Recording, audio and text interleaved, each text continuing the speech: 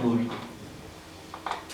Ensina-nos, Senhor, a amar os nossos semelhantes, a repartir com todos eles o nosso afeto e o nosso carinho.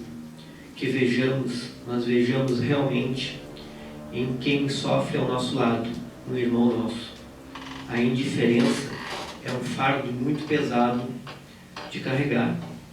Que as nossas mãos se estendam a quem nos estende as suas, à procura das tuas.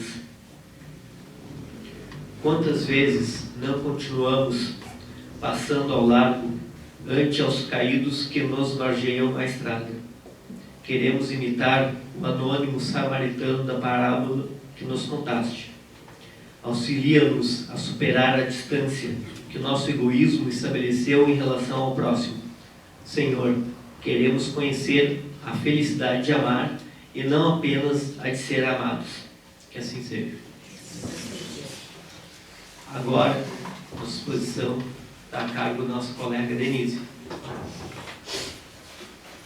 Boa noite a todos. Bem-vindos ao nosso recanto. Nosso estudo de hoje é deste livro que já está sendo tratado há algum tempo, que é o Horizontes da Vida, de João Nunes Maia, pelo Espírito Miramês. O texto em questão é o de número 17, que tem o título Rasgando Véus. Rasgando véus é um sentido figurado, né? Porque nós não vamos ficar rasgando pedaços de pano. Todos nós compreendemos isto. E vamos mais além. Todos nós entendemos perfeitamente o que é rasgar o véu diante dos nossos olhos. Tem a ver com adquirir um novo conhecimento que estava ali o tempo todo, mas que a gente ainda não tinha percebido. Por isso o véu diante dos nossos olhos. Também tem a ver com assimilar uma informação desconhecida, como acabamos de dizer, e tem a ver com uma nova compreensão da vida e das coisas que nos cercam, e do fato de sermos espíritos, e do fato de termos matéria, que tem alguma relação, várias relações que nós desconhecemos, em relação com o mundo espiritual. São infinitos conhecimentos, são infinitos véus que nós precisamos tirar diante dos nossos olhos. Os espíritos amigos, eles sabem exatamente o que nós precisamos conhecer. E tudo que nós precisamos conhecer e saber já está diante de nós. Mas cabe a nós querermos enxergar este conhecimento. Então, as coisas realmente estão aí à nossa volta e à nossa disposição. Porém, cabe a nossa iniciativa, a nossa vontade, a nós querermos esticar a nossa mão e tirar esse véu diante dos nossos olhos. Se nós não fizermos isso, vamos esperar o tempo até que estejamos preparados para assimilar um novo conhecimento. Porque o conhecimento, ele não é para todos, né? Então, cada um está num momento diferente. Então, chega aquele momento do indivíduo individual, em que ele está preparado para aquela nova informação, para aquela nova visão diante da vida.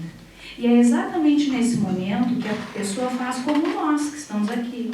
Ela pega as suas próprias pernas, vai até um centro espírita e resolve saber um pouquinho mais a respeito do mundo espiritual.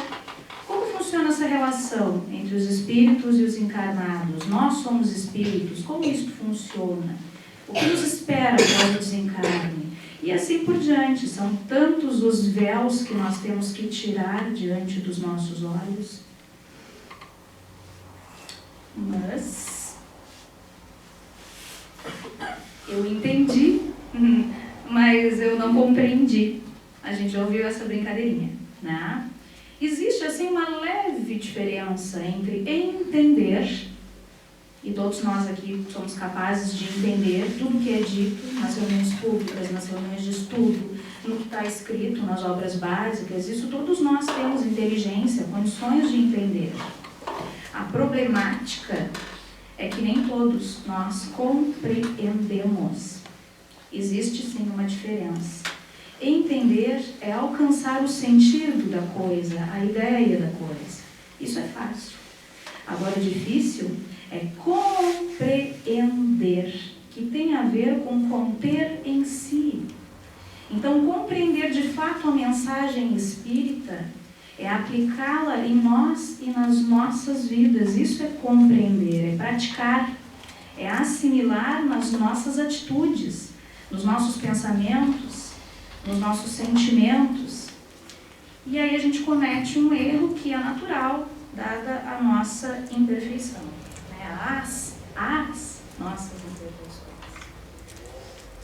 No primeiro momento que a gente entendeu a ideia, a gente já está olhando à nossa volta, né? Para os outros. A gente está sempre olhando para os outros.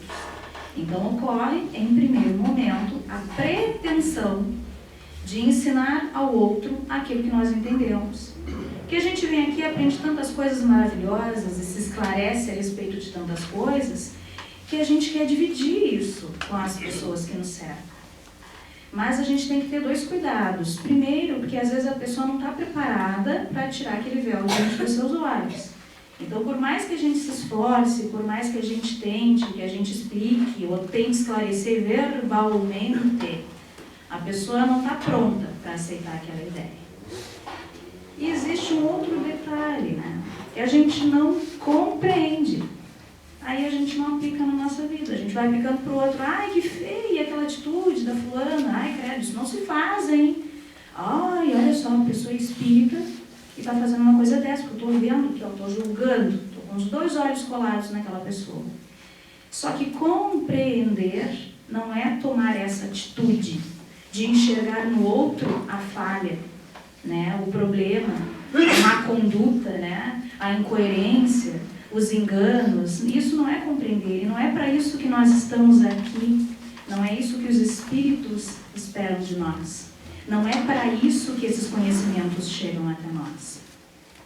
Por isso eles dizem, os que têm ouvidos de ouvir, porque os que têm ouvidos de ouvir, os que têm olhos de ver, eles não apenas entendem a mensagem espírita, mas eles também compreendem a mensagem espírita.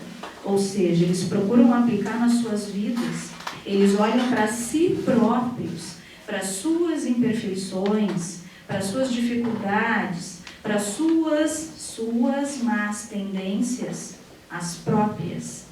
E aí ele tenta corrigir aquilo que ele percebe que não está legal nele ainda, porque é uma imperfeição, porque lhe prejudica, porque prejudica os demais. Compreender significa assimilar o conhecimento na decorrência dos dias em condutas, sentimentos, pensamentos, palavras. Ou seja, eu aprendi e eu vou aplicar. Eu vou ser aquilo que eu entendi que eu devo ser.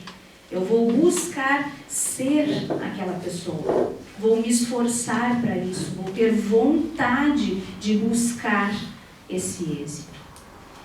E isso se dá quando aplicamos para nós, em primeiro lugar, para que depois possamos auxiliar através do exemplo, que é a forma mais eficaz de elucidar o próximo. Então não adianta eu ficar reclamando, que o pessoal lá do fundo, não sei o que, porque se eu estou sentada, eu sou o pessoal aqui da frente e eu estou fazendo igual ou pior.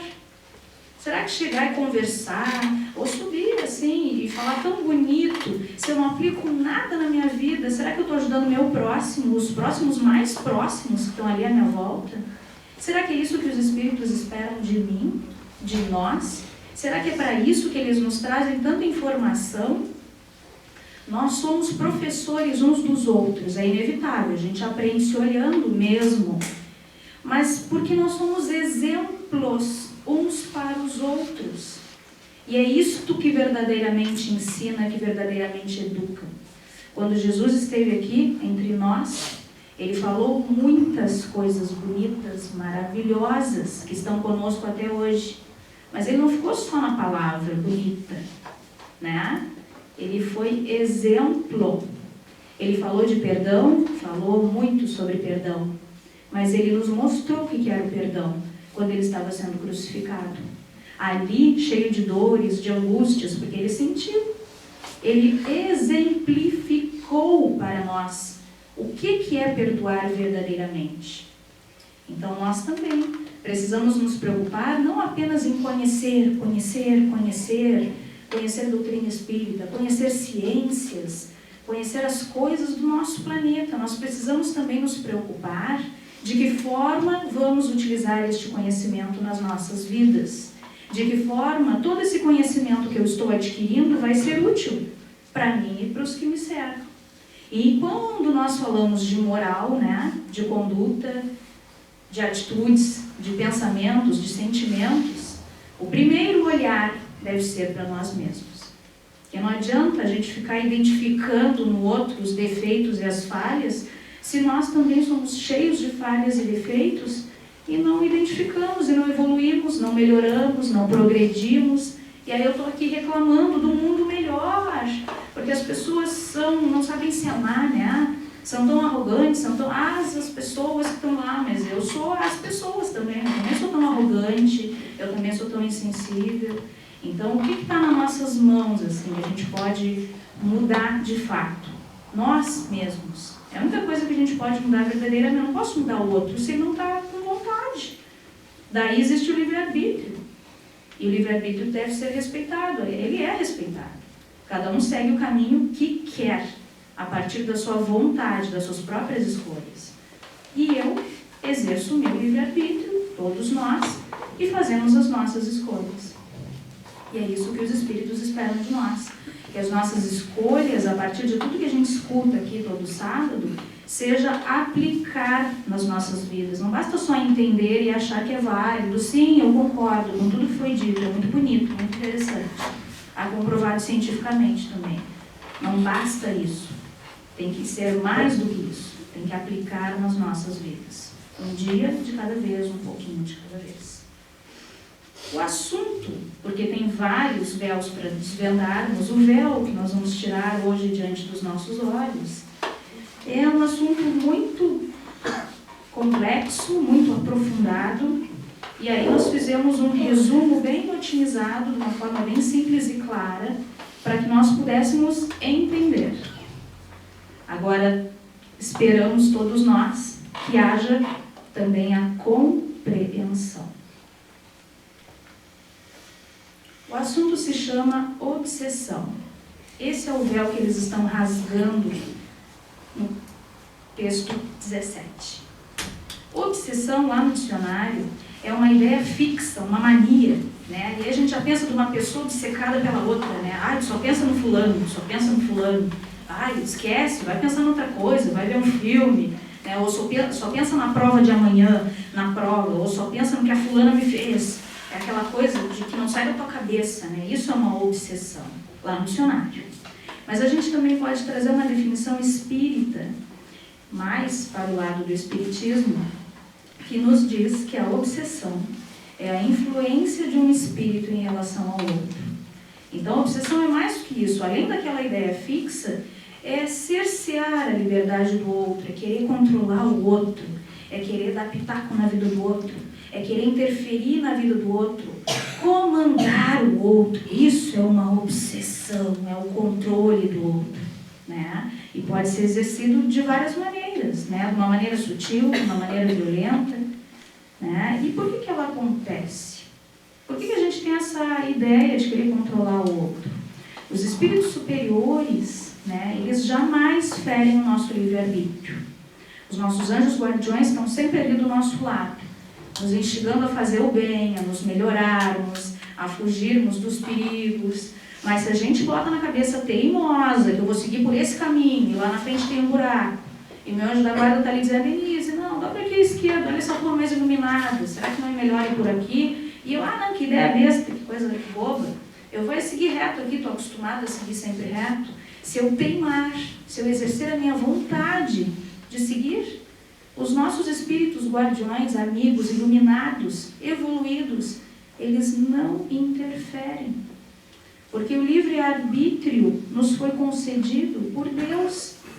E toda a evolução que nós alcançarmos é mérito nosso. Por quê? Porque a partir da minha vontade, fui eu que quis, fui eu que me esforcei. Então, tudo que fere uma lei divina, que é o caso da obsessão, quando alguém quer ficar cercando o outro, manipulando e controlando o outro, não é produtivo para nenhum dos dois espíritos. E fere a nossa liberdade de escolha, né? A nossa liberdade de seguir um caminho ou outro.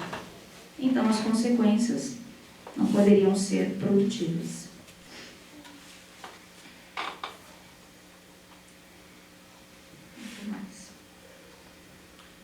Tem uma história lá no livro dos Médiuns que exemplifica um caso de obsessão.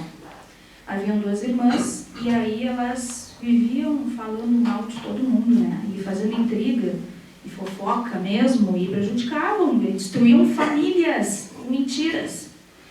E aí um dia, lá pelas cansadas, elas ficaram sofrendo por efeitos físicos, porque as roupas delas eram retiradas dos guarda-roupas, espalhadas pela casa. A princípio elas acharam que aquilo ali era algum engraçadinho, né? Que estava incomodando.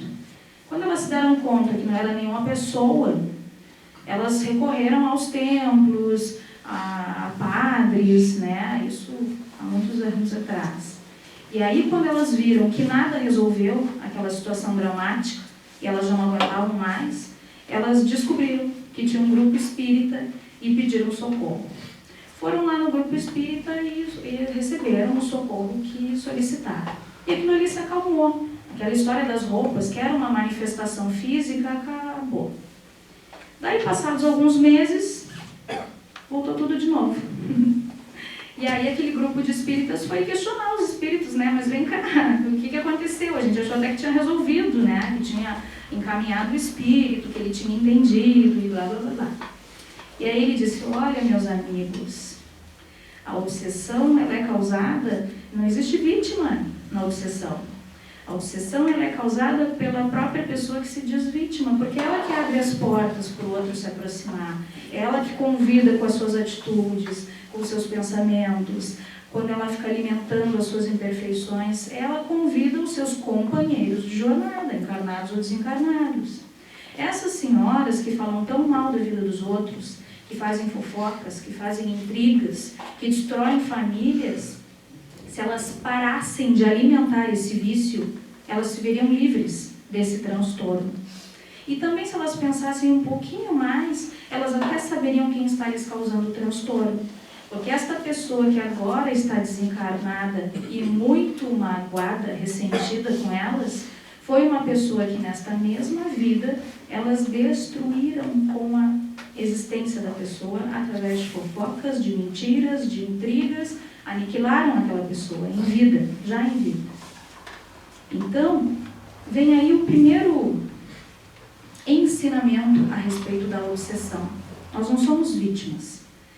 Existe a obsessão por causa das nossas imperfeições. Assim como a gente quer controlar os outros também querem nos controlar.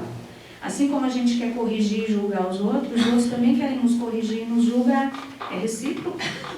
E aí, porque a gente estabelece essas relações de controle e de manipulação, ocorrem as obsessões. Encarnados ou desencarnados, porque é de espírito para espírito, né? É espiritual a ligação, então tanto faz se eu tenho um corpo físico ou se eu estou desencarnado. A obsessão ocorre da mesma maneira.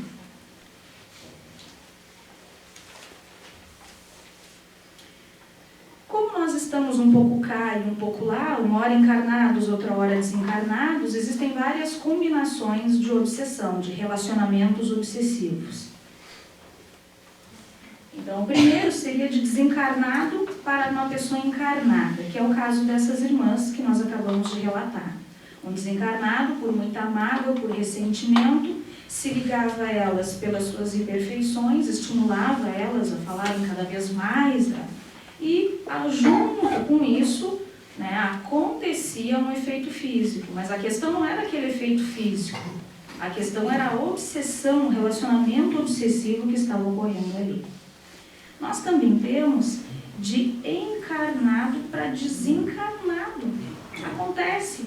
Todos os nossos entes queridos que partiram, seja lá como for, às vezes até de uma forma dramática, né, nos causa dor, porque são pessoas que a gente ama, que a gente sente falta, né, que nos dói, assim, a ausência daquela pessoa na nossa vida atual. E aí muitas pessoas se desesperam, se enlouquecem, né, mães que perdem filhos, que se deixam atingir pelo desespero, pela loucura, pela insensatez, e aquilo dura meses. Isso faz muito mal para aquele que partiu.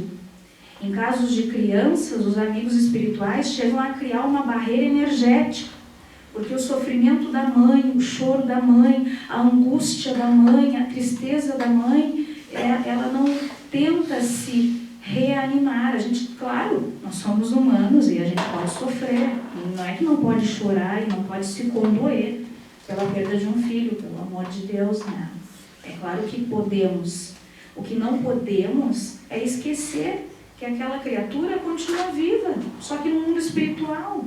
Não podemos esquecer que toda a nossa angústia e loucura vai acabar chegando até ela, porque a nossa ligação de amor não se desfaz porque aquela pessoa se foi. Ela continua, nós continuamos ligados. E aí eles acabam protegendo a criança da angústia da mãe, porque a criança lá que está tentando ver uma vida nova, né? Está tentando se restabelecer, está tentando entender o que está acontecendo, não consegue. Quando ela tenta respirar, quando ela tenta entender, quando ela tenta olhar com simpatia para um ser amoroso que está ali, ai, dá aquela tristeza, dá aquela angústia que ela não sabe nem de onde vem. É a obsessão do encarnado do desencarnado.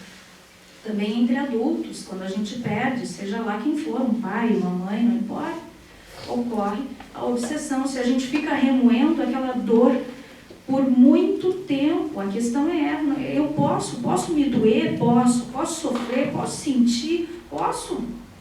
Eu só não posso me entregar como se a minha vida tivesse terminado. Quantas pessoas já ouviram, o teu filho não gostaria de te ver assim, a tua mãe gostaria de ver que tu seguiu a tua vida, o teu marido gostaria de te ver forte, segue a vida, seja firme, levanta a cabeça, faz o bem para os outros, né? Pega uma atividade, uma ocupação, a vida continua, a tua vida continua e a dele também. A vida de quem desencarnou não para. Continua, ele continua aprendendo, ele continua se restabelecendo, se era um caso de doença, e é pior até que nós. Porque nós estamos aqui com os nossos conhecidos, com a vida que a gente conhece. Eles vão para lá numa nova vida, com outras pessoas, são maravilhosas, são angelicais, amparam, protegem, mas são pessoas diferentes. Imagina se a gente cai de paraquedas em um lugar diferente, do nada, cadê minha mãe, cadê meu pai, minhas filhas, meu marido, cadê? Ah, agora tu vai seguir uma nova trajetória. Não seria muito mais difícil, e é, do que aquele que ficou aqui com os outros entes queridos para lhe amparar? Aquele que partiu se vê sozinho, sem ninguém que ficou aqui. Então é nisso que a gente tem que se agarrar, não ser tão egoístas, nós somos egoístas. Nós temos que sentir, doer e rezar muito por aquele que foi. Desejar paz, desejar força, desejar que ele evolua, que ele estude, porque um dia com certeza a gente vai se encontrar de novo. Ou do lado de lá, ou ele vai encarnar e a gente vai se encontrar aqui, em algum momento, porque a gente está sempre lá e cá. Então nós temos que ter mais cuidado, né, ao chorar os nossos entes que partiram. Temos que pensar no que é melhor para eles, que a gente nunca pensa. A gente pensa na dor que eu estou sentindo, mas será que eu estou pensando no que é melhor para quem partiu? Será que eu estou pensando que eu quero que ele esteja em paz? Será que isso nos acomete? Outro tipo de obsessão é de encarnado para encarnado. Os dois estão vivos aqui. Né? São aquelas paixões violentas que um fica subjugando o outro, né? São aqueles chefes autoritários que mandam pela violência e o outro vai se encolhendo e sendo subjugado, né? São aquelas pessoas sedutoras que vêm com uma conversa mole, que vêm com um comportamento agradável e vai te fazendo fazer tudo o que ele quer, né? A gente tem que ter cuidado. São aquelas pessoas mandonas, né, que querem corrigir a vida dos outros, querem organizar a vida dos outros, querem definir a vida dos outros, é uma obsessão né? Ai, por favor, deixa eu escolher a minha vida, né? Deixa eu seguir meu caminho, dá licença para eu ser eu mesma, para eu seguir meu livre-arbítrio, né? Também é um processo de obsessão, de encarnado para encarnado. E se a gente pensar um pouquinho, daqui a pouco até a gente está abafando alguém já em vida, né? Ou está sendo abafado por alguém. Alguém está ferindo o nosso livre-arbítrio, ou nós estamos ferindo o livre-arbítrio de alguém. Diz nas obras básicas que todo mundo já foi obsidiado um dia ou está sendo. Dadas as nossas imperfeições e a maneira como a gente olha para uma pessoa como se fosse minha propriedade, o caminho está livre para as obsessões. Um tenta comandar e controlar o outro. Tem um psicólogo americano, Solomon Asch, ele fez uma pesquisa para mostrar que a liberdade é ilusória, que a gente é um bando de Maria vai com as outras. E aí o que ele fez? No caso, um vai controlando e comandando o outro. Ele pegou 4 retas, né, segmentos de reta. O primeiro e o último eram exatamente iguais. E os do meio eram tamanhos diferentes, bem diferentes. E aí ele combinou com 7 alunos que dessem respostas erradas. E eles até combinavam, às vezes, qual era a resposta. A maioria dava a mesma resposta. E o último, que era o cobaia, né, achava que era um teste de visão. E era o último que respondia. Então ele dizia, todo mundo vai responder em voz alta. Quais são as retas que têm o mesmo tamanho? Aí dizia, a primeira e a segunda. Está errado, né? Mas ele deixava. Aí para o segundo, qual é a reta que tem o mesmo tamanho? Para mim a primeira e a segunda também. E assim ia. Quando chegava no 8º, raramente a pessoa insistia que era a primeira e a 4ª. Raramente. Porque todo mundo já tinha dado uma resposta errada e ele, olha só, o poder da influência. Ele achava até que ele estava louco, que ele não estava enxergando direito, que eu não sei então o que é tamanho. Será que tamanho é o que eu penso que é? Não sei mais o que é tamanho, porque se a primeira e a segunda são do mesmo tamanho, o que é tamanho? Então a pessoa começava a ficar confusa, dado o grau de influência de uma maioria em cima dela. Então os espíritos nos dizem que nós temos que sempre primar pela nossa personalidade, individualidade. Buscar um grupo e se afinizar com um grupo não é pecado. Isso é normal. Com alguns a gente tem umas ideias mais afins, com outros não. Outros têm outros interesses. Isso faz parte da vida. O que não pode a gente abrir mão da nossa individualidade. Quem sou eu? Qual é a cor que eu gosto? Eu sei a cor que eu gosto? Eu sei a comida preferida? Eu sei o que eu faria numa situação e o que eu, Denise, individualidade, não faria? É isso que a gente tem que pensar. A gente tem que se conhecer e sempre fazer valer o que eu penso, né? O que eu quero diante das escolhas. Não é fazer valer assim, não, agora eu vou fazer valer e todo mundo vai pensar que nem eu, com a minha cabeça. Não. Isso não é fazer valer, não é esse sentido. É fazer valer eu escolher o caminho que eu quero. Ah, todo mundo vai pela esquerda, mas se eu não quero, eu não quero. Eu quero ir pela direita, eu acho que o caminho da direita é o melhor. Eu tenho direito de escolher outro caminho, eu tenho direito, o livre-arbítrio de escolher uma outra conduta. Ah, vamos ali, vamos assaltar ali, né? Ai, estamos ali em 10, vamos assaltar. Todo mundo, não, vamos lá, vamos brincar, vamos... Não! É errado, eu não quero nem andar com vocês mais, vocês estão com essas ideias na cabeça, né? Então a gente tem que fazer prevalecer os meus valores, é a minha individualidade. Eu vou fazer com os outros as atividades que eu acho corretas. Eu vou me juntar com as pessoas que eu considero que têm os mesmos pensamentos que eu, as mesmas atitudes, os mesmos valores, as mesmas questões de conduta.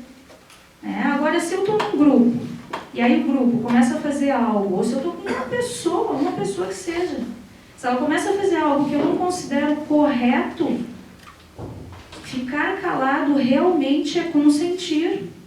Ficar calado e ficar quieto realmente é ceder. Quem cala, infelizmente, consente e permite que muitas barbaridades sejam feitas. Como já foi dito, eu não tenho medo, né? A frase conhecida, eu não tenho medo da maldade que está por aí. O que nos dá medo é o silêncio dos outros que estão vendo a maldade acontecer. Esse é o problema. porque eles consentem, eles são plateia do que acontece e batem palmas, muitas vezes. E existe também de desencarnado para desencarnado, porque as mesmas questões de relacionamento que a gente tem aqui, não é porque a gente desencarnou que a gente virou anjo, né? Se tem um ódio terrível aqui, duas pessoas se odeiam de morte, aí desencarnaram. Eles não vão passar a se amar lá do outro lado, né? Vão continuar se odiando. Ou uma paixão avassaladora, uma coisa doentia deste lado, quando os dois desencarnam, aquele sentimento continua. Então, a mesma questão de obsessão, os relacionamentos obsessivos, os controles, o cerceamento da liberdade, a pessoa é minha propriedade, que acontece aqui, enquanto encarnados, ela continua, a novela continua lá do outro lado. Enquanto um dos seres não mudar o seu comportamento, o seu sentimento, o seu pensamento, vai continuar tudo igual. É lá e cá, reencarna, desencarna, reencarna, e aí continua a mesma relação obsessiva. Tem relações obsessivas que duram milênios, porque nenhum abre mão.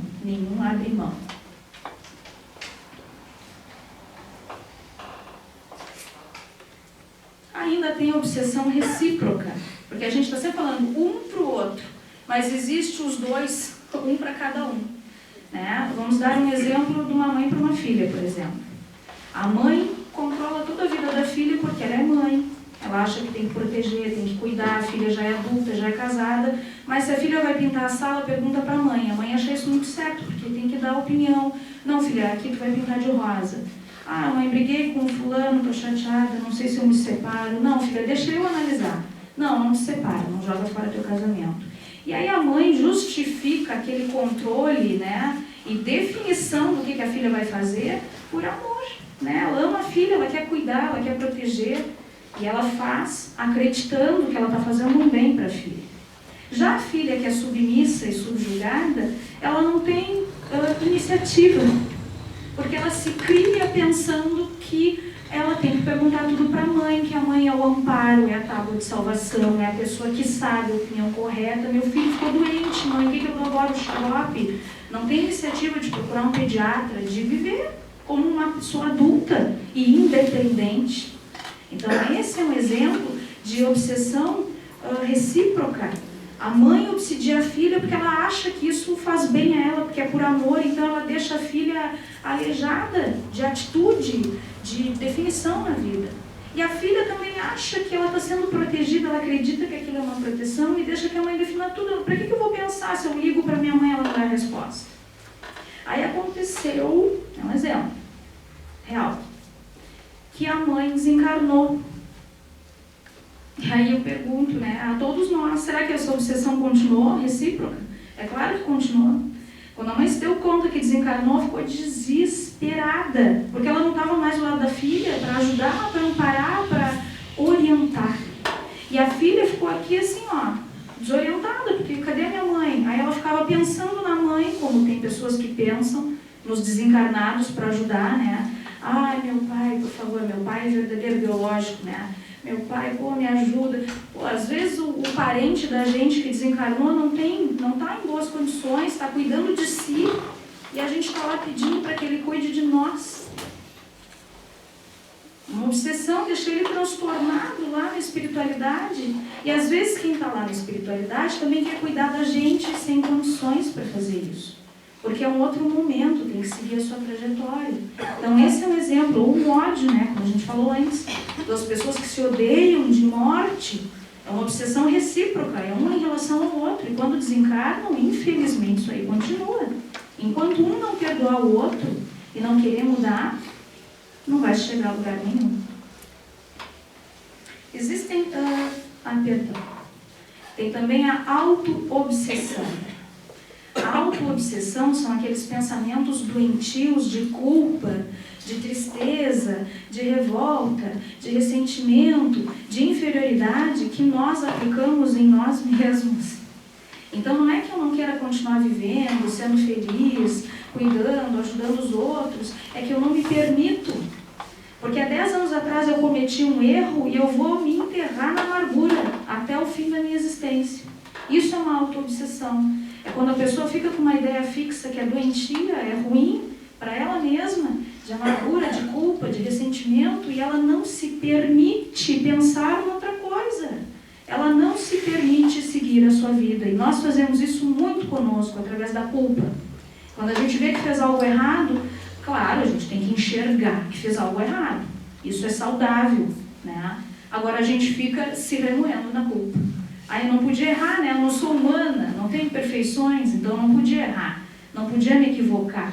Não podia ceder a uma imperfeição que está ali dentro de mim, porque eu ainda não sou anjo. Nós não nos aceitamos enquanto humanos. Então a gente se amargura num processo de culpa que destrói a nós mesmos. Ninguém está me atacando, ninguém está querendo me prejudicar, sou eu. Eu que estou ali me deprimindo e não saio daquele sentimento de culpa. Para finalizar, nós temos 3 graus de obsessão. A simples, que a gente pode, tudo começa nela, né? Que a gente pode dar exemplo dos alcoólatras, dos fumantes, da sensualidade exacerbada, né? Do drogado, daquele que é comilão, come demais além do necessário. Isso tudo acaba gerando uma obsessão, porque um ser acaba nos acompanhando para usufruir daqueles fluidos, do fluido da bebida. E aí, automaticamente, né, ele acaba nos instigando a beber cada vez mais, porque isso causa prazer a ele. Né? Então, os nossos vícios, né, materiais aqui da matéria, eles são portas abertas para a obsessão. Tudo que não é saudável para nós, que é um exagero ou que realmente faz mal, né, mesmo sendo em pouca quantidade, é uma porta aberta à obsessão. Não é só o corpo físico que a gente prejudica, é toda a questão espiritual que a gente deixa contrabalanceada também. Depois viria a fascinação. Nós sabemos o que é estar fascinado, né? Lá no dicionário diz que é subjugar com o olhar. Com o olhar tu já hipnotiza, o outro já manda no outro. Nós ficamos fascinados por pessoas que são talentosas, né? Que cantam bem, que tocam bem um instrumento, que pintam quadros maravilhosos. A gente acaba se fascinando pelos outros, ou que falam bem, né? E a gente fica, ou que é muito bonita, né? A pessoa tem uma qualidade, a gente fica ali envelhecido, fascinado. Mas a fascinação é a pessoa colabora, porque aí, eu sou uma médium excelente, eu faço um trabalho com competência. E aí eu começo a me fascinar por mim mesma. Eu começo a achar que eu sou a melhor de todas. Não tem como eu. Eu sou a melhor médium que tem, eu sou a melhor trabalhadora. E isso é uma porta aberta também, essa arrogância, né? Essa empáfia de me achar a melhor de todas é uma porta aberta a um companheiro desencarnado e encarnado. Também um encarnado, que fica ali botando uma fogueira. Não, eu acho que tu é melhor mesmo. Tu tem que te achar melhor, porque as qualidades que tu tem, ninguém tem. Então a gente tem que tomar cuidado com a fascinação, né? Não é errado eu achar lindo um talento de uma pessoa, né? Mas às vezes nem é um talento. Às vezes a pessoa é faladeira, né? Fofoqueira, como exemplo daquelas irmãs, e aí ela não se acha faladeira nem fofoqueira, ela se acha sincera. Eu falo a verdade, eu falo na cara, o fulano disse isso, falaste com fulano, tudo bem. Olha aqui, fulano te disse tal coisa. Me falou com todas essas palavras. Não gosto de si mesmo. A pessoa acha fascinada. Ela acha que está fazendo um bem, ela se acha correta. Ela realmente acredita que está correta. E aí quando alguém diz, Denise, bota a mão na consciência, pensa um pouquinho o que está fazendo. Esse aí está contra mim, está com inveja de mim. Queria ser eu. Né? É difícil a gente conseguir retroceder um processo de fascinação. Porque a pessoa acaba acreditando naquela ideia de superação e fica muito complicado botar o pé dela no chão, se ela não ajudar. E aí vem a terceira e última, que é a mais forte de todas, que seria a subjugação. Tem um exemplo, né, nas histórias do Cristo, que um pai levou o filho, que estava se jogando no fogo, que estava se jogando na água, e se matando, querendo se matar, se afogar. E aí o Cristo, que era uma amplitude moral, né, bastava chegar perto dele, não precisa nem tocar nele. Ele, com aquela elevação moral que tinha, ele ordenou o espírito que se afastasse. E o espírito se afastou e o menino ficou bem. Então, muitos pacientes psiquiátricos que a gente vê nos hospitais, né, nos hospitais psiquiátricos, não são loucos, não tem problema psicológico, não tem trauma e também não tem problema neurológico. São obsessões a título de subjugação. Porque quando chega nesse ponto que a pessoa foi deixando me controlar, me manipular, fui escutando a orientação daqui, a orientação dali, e fui seguindo. Eu fui deixando, eu abri mão da minha personalidade. Quando chega no ponto da subjugação, a pessoa até se dá conta que está fazendo ridículo, que está fazendo uma coisa obscena, que está fazendo uma coisa fora do contexto, mas ela não consegue mais impor a sua vontade. Porque o outro espírito tomou conta de tal forma, imantado, energeticamente, que ele praticamente não se comanda mais. É como se me desse vontade de sair porta fora. E eu estou pensando, vão achar que eu sou louca, Porque estou fazendo um trabalho com seriedade, não posso pegar e sair porta fora. E eu não resisto. Eu simplesmente saio porta fora, pensando que é errado, que eu não posso sair porta fora. E quando eu vejo, eu estou lá na rua. Isso é uma subjugação. Quando a gente se dá conta que a coisa é errada, e eu simplesmente fui lá e fiz, fico boquiaberta comigo mesmo.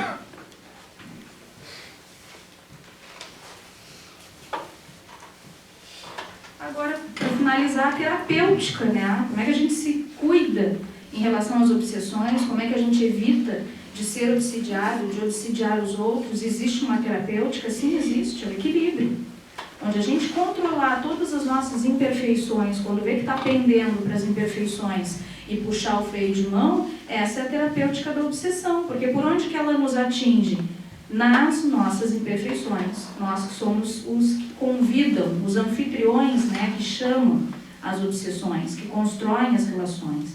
Então, se nós procurarmos eliminar o mal que ainda está em nós e não ficarmos alimentando, a maledicência, a inveja, o orgulho e tudo aquilo que a gente já sabe, a gente começaria a acabar com os processos obsessivos.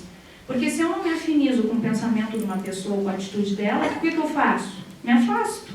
Então é isso que acontece. Os encarnados e os desencarnados que não coadunam com aquela nossa ideia, acabam se afastando de nós, naturalmente. Não há mais sintonia entre nós.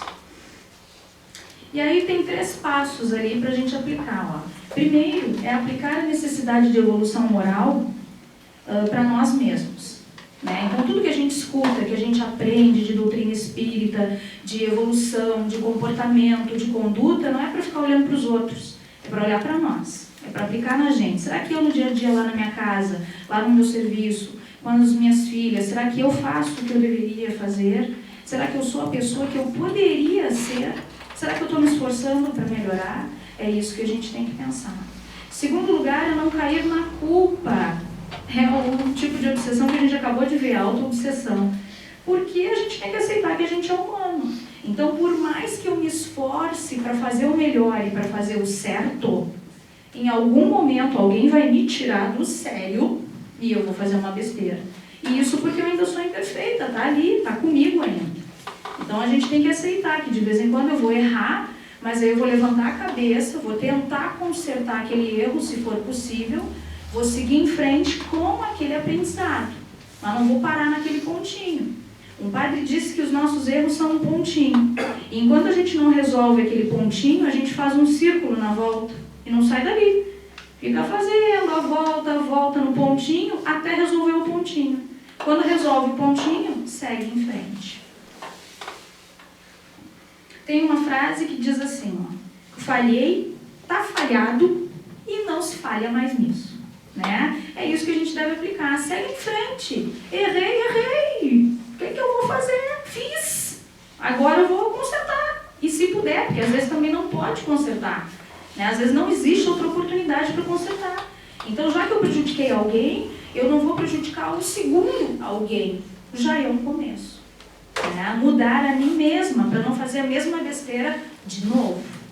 E terceiro, é que o cabeça vazia é a oficina do diabo, Então começa a pensar besteira, começa a pensar fulano, do que ele me fez 10 anos atrás. Ai, a outra nem me cumprimentou hoje lá no recanto e eu já estou aqui pensando besteira. O que houve? O que houve que não me cumprimentou? E a cabeça vazia, oca, porque não está pensando em nada útil. Então eles dizem, para ajudar até na nossa evolução, vai trabalhar no bem, vai ajudar o outro. né? Vai fazer alguma coisa útil, vai mexer esses braços, essas pernas, envolver a tua cabeça com o sofrimento dos outros, tentar amenizar. É a melhor coisa que faz. Porque aí quando tu vê, tu tá só com boas energias, com bons pensamentos, levantando o teu astral, porque tu quer levantar o astral dos outros. E aí deu, acabou, não tem pensamento bobo, não tem sentimento bobo, não tem magoazinha, rancorzinho e picuinha, que eu fico pensando quando eu sento lá no sofá da minha casa e fico olhando para a janela. Aí eu só penso besteira mesmo. E não basta não fazer o mal. Não basta. Ah, não faço mal para ninguém, eu sou uma pessoa boa. Não. Eu não faço mal para ninguém, mas eu também não faço bem, então eu não faço nada. Eu estou parada, estou omissa. Não pode. Se eu tenho saúde, e mesmo que tenha alguma limitação, quantas pessoas limitadas em vários sentidos, né? Porque lhes falta algo físico. Quantas pessoas se superam e fazem até a gente chorar de vergonha, porque nos dão um banho de moral e de conduta e de jogar a gente para cima e parar de reclamar por besteira, né? Parar de fazer drama em copo d'água, porque a gente não tem nada a reclamar dessa vida, tem que agradecer tudo que os espíritos amigos nos dão diariamente. Toda essa proteção e esse amor de Deus que é infinito, independente da bobagem que eu faça. Ai, graças a Deus, continua me amando, né? Então, o que a gente está reclamando aqui da vida? Né? Todo o amparo, toda a proteção que a gente recebe, tantos amigos queridos, irmãos, que não são da mesma mãe que a gente tem na vida, na nossa vida, graças a Deus. E a gente fica se prendendo a isso, se prendendo àquilo, pensando besteira, sentindo besteira, remoendo pensamentinhos. Que bobagem que a gente faz das nossas próprias vidas. Então aqui hoje fica uma convocação para todos nós. Que possamos compreender a mensagem espírita. Que possamos aplicar isto nas nossas vidas.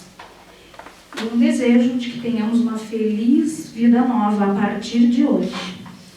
Então, para selar essa convocação, nós estamos convocados. Estamos sendo convidados a rezar juntos um Pai Nosso, para fechar a nossa estudo, né? O nosso estudo de hoje. Vamos lá? Pai nosso, que estais no céu, santificado seja o vosso nome. Venha a nós o vosso reino. Seja feita a vossa vontade, assim na terra como no céu. O pão nosso de cada dia nos dai hoje. Perdoai as nossas ofensas, assim como nós perdoamos a quem nos tem ofendido. E não nos deixeis cair em tentação, mas livrai-nos do mal. Amém. Boa noite a todos.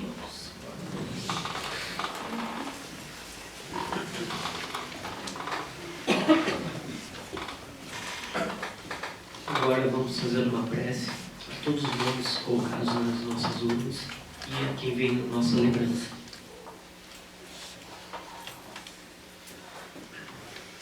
Diante da saudade. Senhor, diante da saudade daqueles que não mais se encontram conosco, que o desespero e a revolta não nos tomem de assalto o coração. Todos viveremos no teu infinito amor. Não existe separação entre aqueles que verdadeiramente se amam. A saudade é uma ponte de luz unindo as duas extremidades do abismo que o tempo cavou. Concede-nos a devida paciência para esperarmos o reencontro com aqueles que se distanciaram do nosso caminho. Que a saudade em nós não se transforme num culto doentio, à ausência dos que se foram. Qualquer sentimento que nos impeça a aceitar a sábia vontade de Deus é mero capricho da alma. Convertemos saudade em esperança, transmutaremos dor em alegria, treva em luz. Mestre, que a saudade não nos seja um rio caudaloso de tormentosas paixões. Que assim seja.